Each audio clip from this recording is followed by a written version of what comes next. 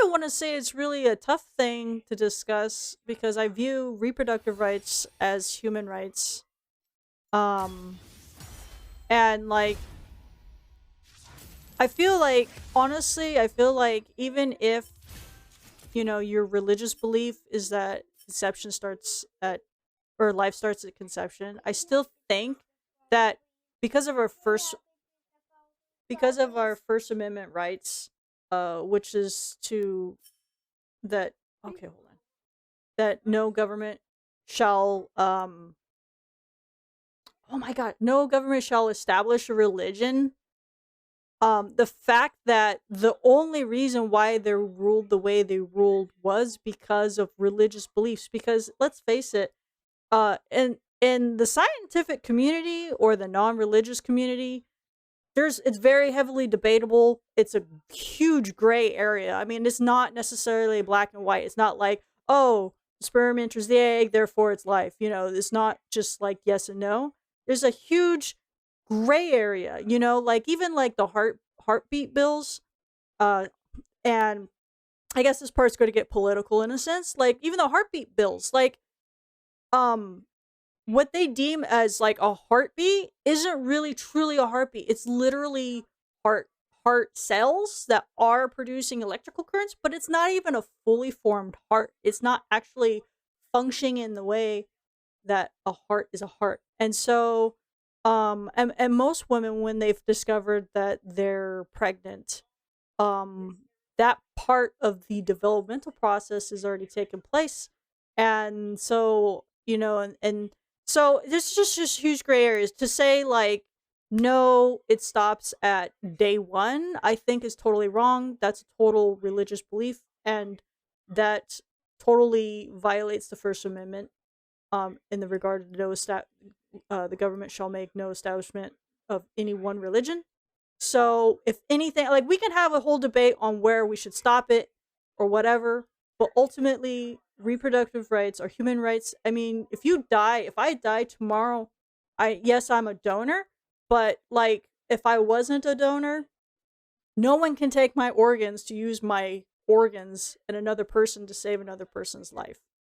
And I think that it's horrible that even the deceased people have more rights to their body than a living, breathing woman. And then, like, we're not even going to go into the topic of, forcing birth on children, rape victims, or even like, uh, in the regards of people who, they either say, "Oh, just give them up for adoption." Like, we're not even talking about the foster care system, the requirements in order to adopt. I mean, that should like they.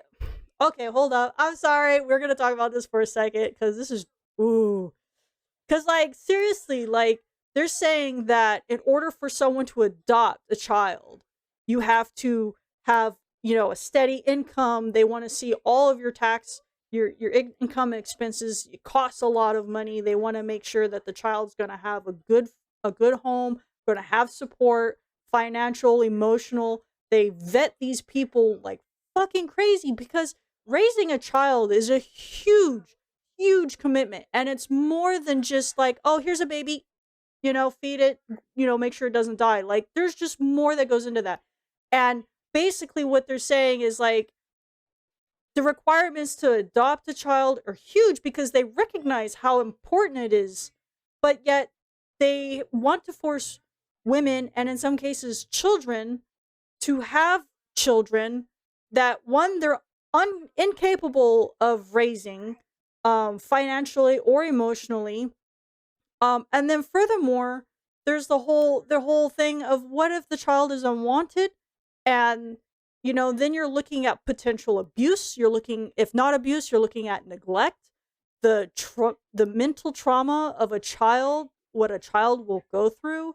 I mean, they've done studies and found that unfortunately a lot of children that are in the foster care adoption system have a much higher rate of suicide, have a much higher rate of mental trauma, mental illness, just having a hard time adjust. It's just you know for SCOTUS or any people supporting the overturning of Roe v. Wade to say that it's so simple of a solution that life starts at conception, and therefore, that's your consequence for having sex. I'm sorry, it's human nature. We're gonna have sex, and then to take away contraceptives, to try to take away sex education. I mean, this is literally a recipe for disaster, and it helps no one. They think they're doing this for the children, but all they're doing is setting up a lifelong life of trauma for a human being, who was never wanted. And it's really unfortunate.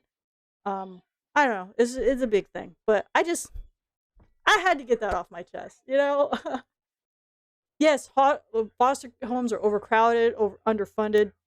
You've got families. I'll back that up. There are not even families. There are people who have turned it into a business where they take in foster care. I mean, like, even here in the state of California, I've known people who were in systems like this where the adults had like 5 or 6 foster kids, and it was about the money. They didn't care about the kids. They didn't use the money to clothe them, to treat them out and take care of them and do all that stuff. Old rich white men just want to control women. That's exactly. And you know what? It's also really disheartening when actual women say are on board with these men. Like, it's like, I'm sorry, what? Like, and what's crazy is a lot of these women who are against abortion have had abortions. Like, I don't even the treatment for endo is DNC, and so in some states a woman could be charged with a felony for treating an ongoing illness. And then yeah, exactly, and that was something else that a lot of when Gaming Grandma and I and a few other streamers were discussing this, that was one conclusion we came to, that it is more than just reproductive control on women. That if you think about it, who's going to be disproportionately affected by this? Women in poverty, okay, and also more specifically, women of color in poverty. And it absolutely is a thing of control. It has nothing to do with lives. And who can you control the easiest are the people who are least educated, living in poverty, paycheck to paycheck, stressed out. Like, you can control those people because they don't have the same opportunities as people who are well off.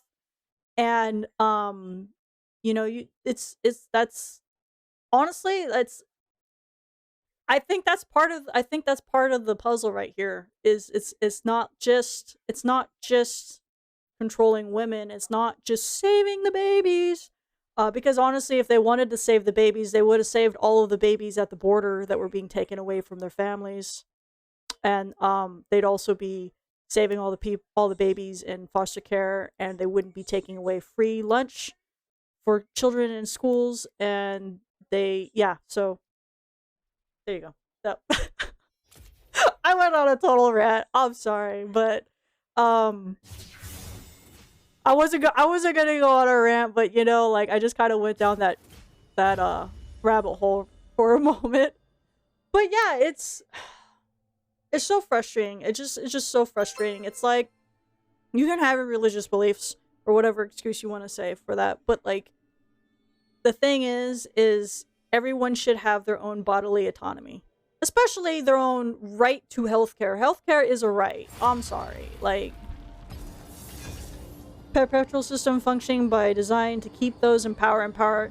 Yeah, no, totally. It totally is. I think, honestly, ooh, yes. Sorry, I got excited for a second. I got brand.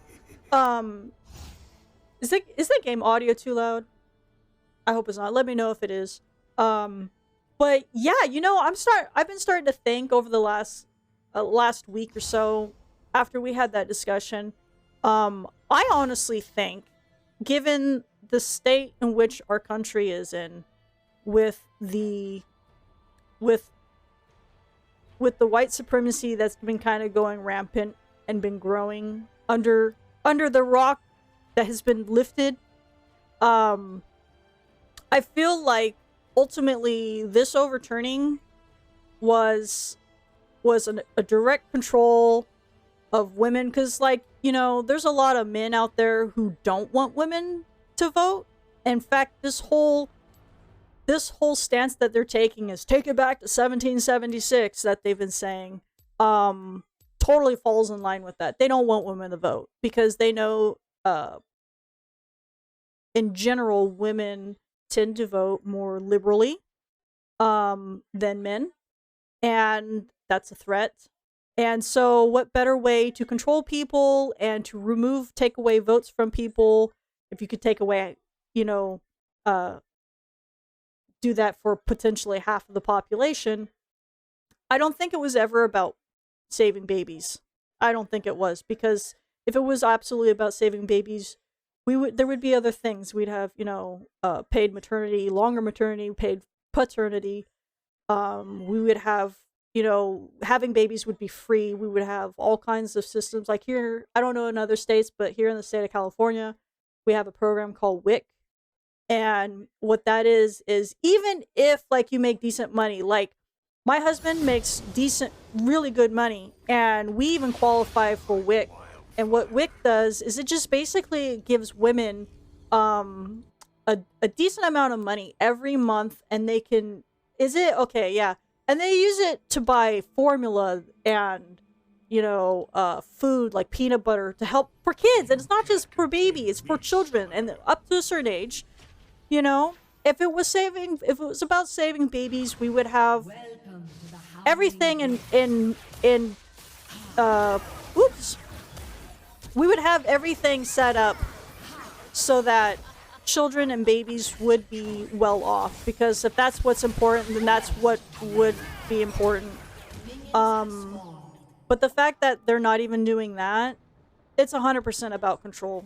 And I think they just packaged it and sold it to people, because, like, let's face it, half the population, if it was about control, conservative women, Christian women, would not be on board with that.